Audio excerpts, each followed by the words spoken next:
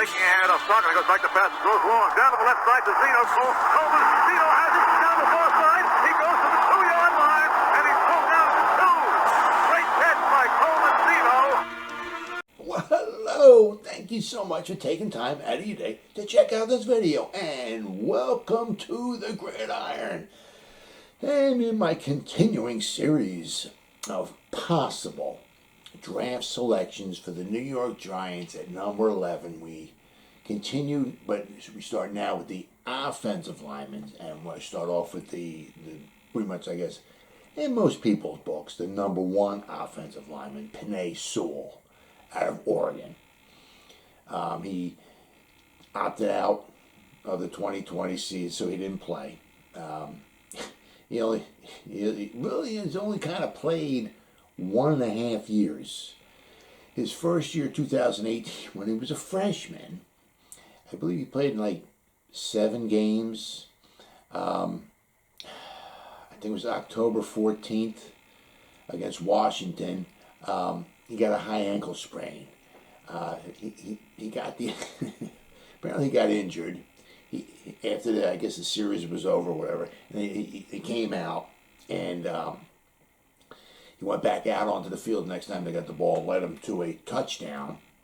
Then he came back out again, and the pain was starting to get a little significant, I guess, for him, and that's why I guess they just they diagnosed him with the high ankle sprain. So he missed the rest of the season, but he did come back on December 31st of that year to play in their bowl game against Michigan State.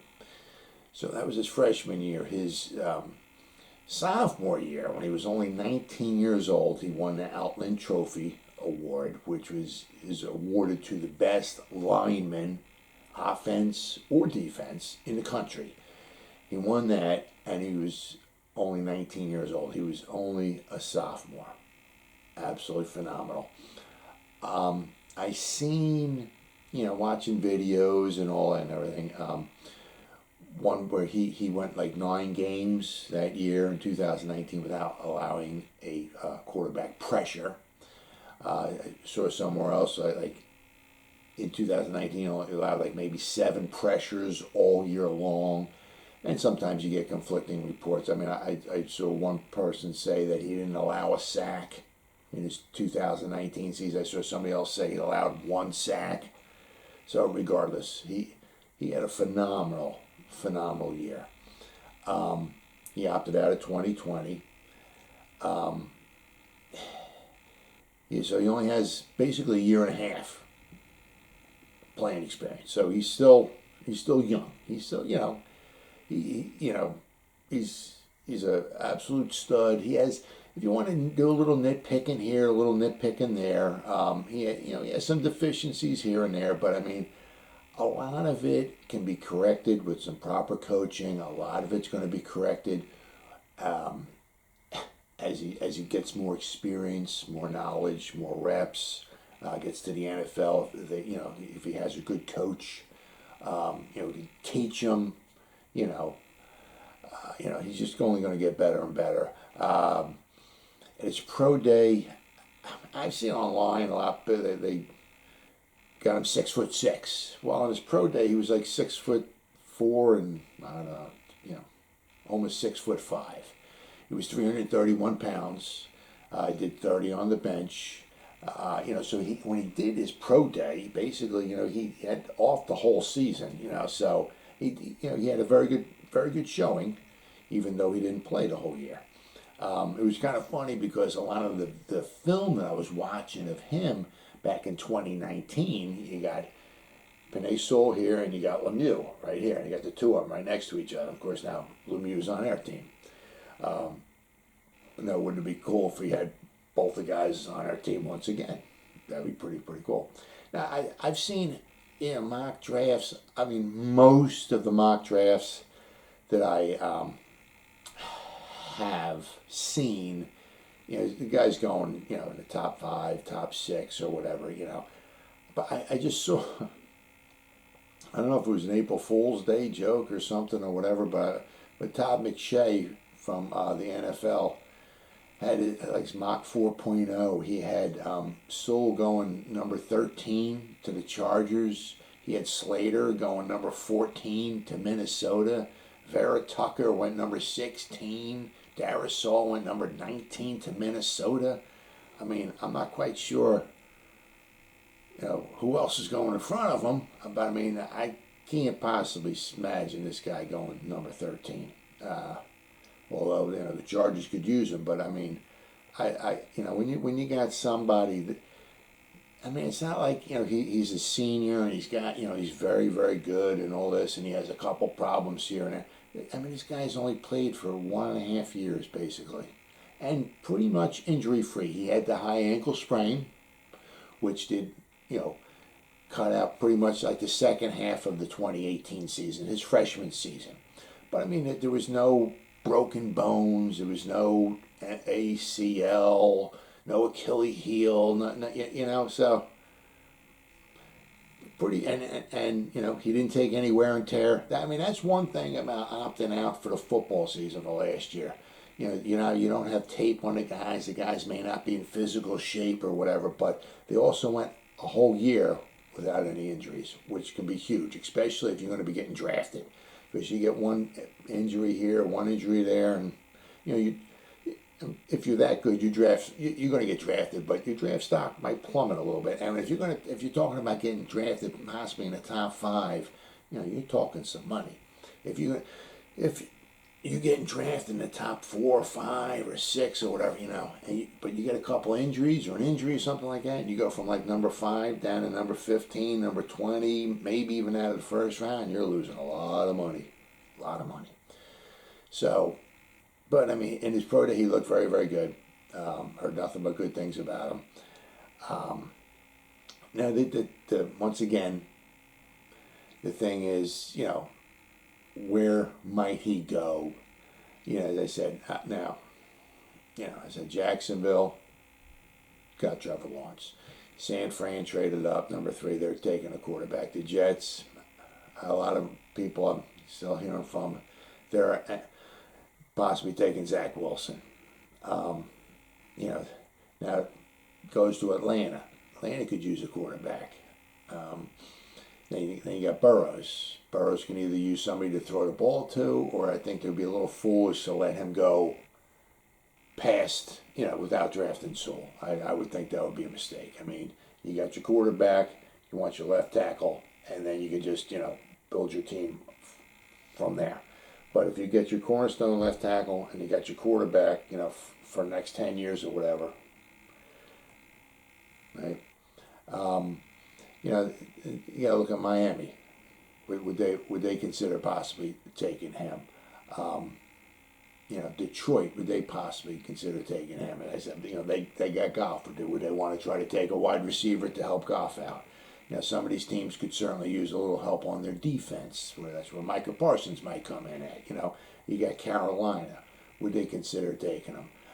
Denver could use a quarterback. They don't need wide receivers, but they could use a quarterback. If there's not a quarterback there they don't want to take, might they take him?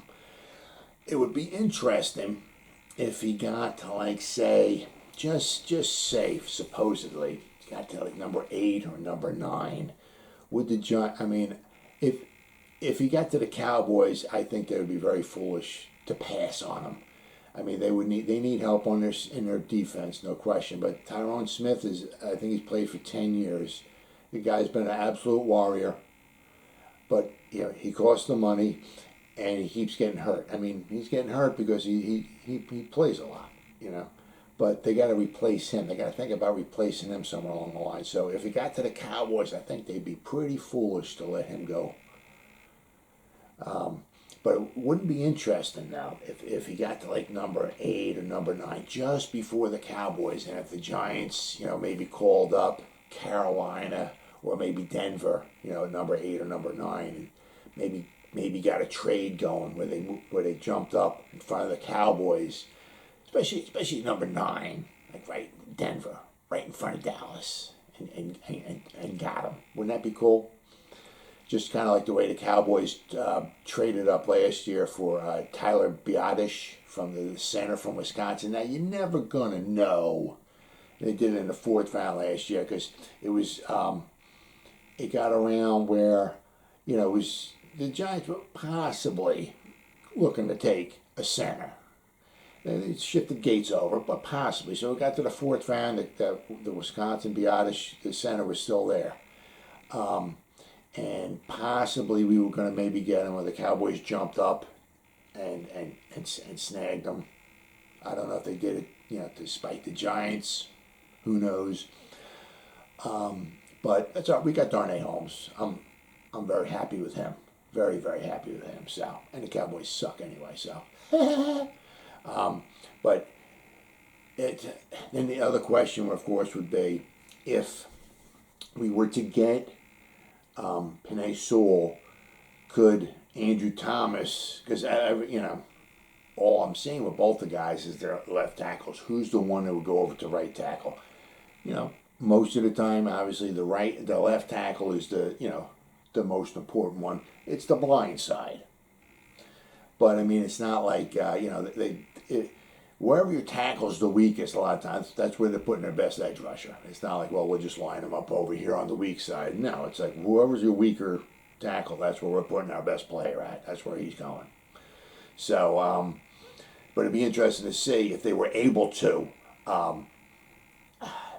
get him. Who would be a left tackle? Who would be a right tackle? Then wouldn't it be nice, like say in the 2nd round, like if we got like Dickerson, the center from Alabama. Whew, boy, could you imagine that? We'd have Penei Sewell, we'd have Andrew Thomas, we'd have Dickerson in the center, maybe slide Gates over to guard, and then you got Hernandez. See what Sale could do.